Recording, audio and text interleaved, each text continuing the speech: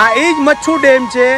1979માં 11 August 11 વાગે આ dam તૂટેલો અને 18 થી 25,000 માણસોને તાણી ગયેલો અને 80 ફૂટનું પેલું અહીંયા મોજું આવ્યું હતું અને જે ગામમાં છે ને ત્યાં 30 ફૂટનું મોજું આવેલું. એ આ જ મચ્છુ ડેમ જે ખરેખર ક્યારેય ન ભૂલી શકાય કે આવું હોનારત ભગવાન ક્યારે ન લઈ આવે. ખરેખર આ એક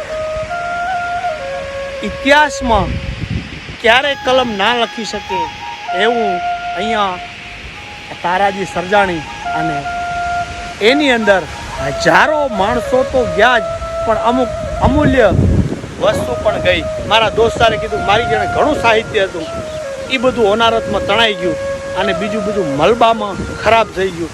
ઘરની અંદર 8-8 ફૂટ મલબો ચડી ગયેલો. એ આ જ મચ્છુ ડેમ.